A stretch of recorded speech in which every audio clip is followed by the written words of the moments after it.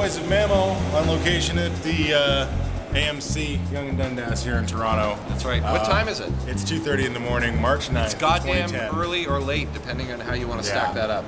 We just saw John Carter Mars. Shall we synopsis? There's a dude named John Carter. Yeah, he's a cowboy dude. He's like, Or a, like Civil a Civil War fighter, yeah. something. He finds something Or something. that makes him go whoop, And he goes to Mars. He's on Mars. And And then- on Mars, because he's human and on Mars there's less gravity, he's basically Superman. He can leap hundreds of feet into the air. He's very, very strong. He actually becomes a superhero. He is more than basically Superman. He is almost entirely Superman. There's a lot of Superman. There's a lot of bone density discussion going on. And of course, because, Mars can't just be Mars, there are warring civilizations on Mars. That's right. And John Carter gets all mixed up in that shit. What did you like?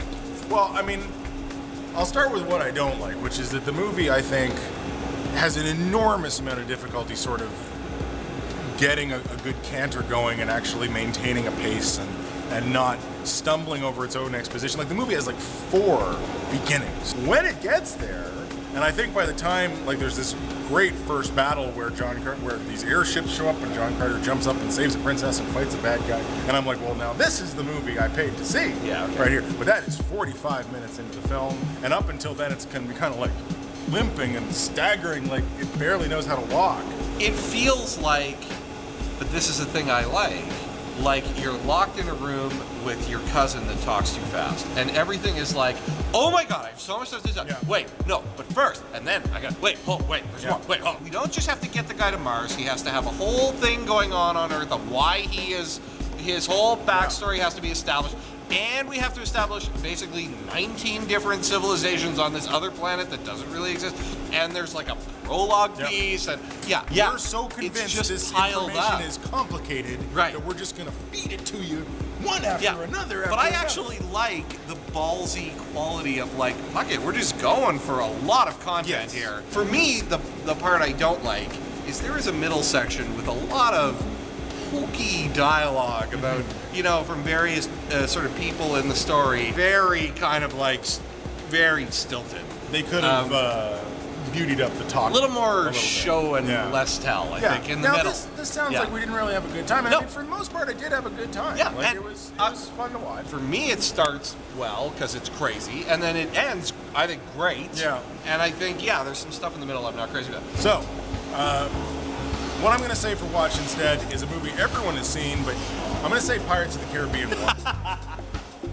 Because everybody... Is this every time? No! But every time you've got to go... All right.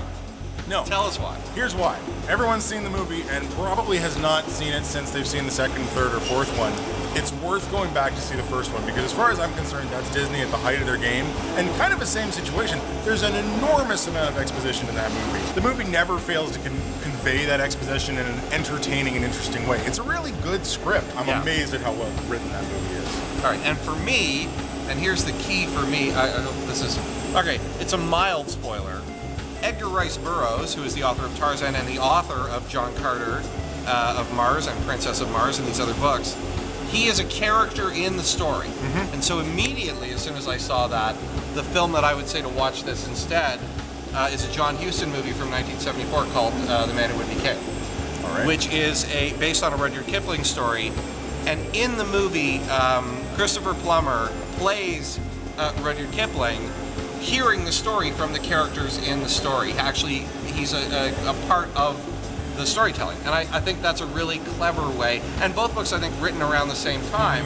And they're kind of similar in the sense that they're both these epic adventure stories, but it's really interesting to see a Kipling approach to adventure, which is incredibly ironic and essentially deprecating of all the people in it, versus this, which is so much more American. Everybody should see The Man Who Would Be King anyway, because Michael Caine and Sean Connery crushed that shit. But apart from that, it makes a great counterpoint to this one. Right. All right. Well, head out there. See John Carter of Mars. Yeah. There's a fantastic Blu-ray of Man Who Would Be King that just got released a couple months ago. And Pirates is always awesome. There you go.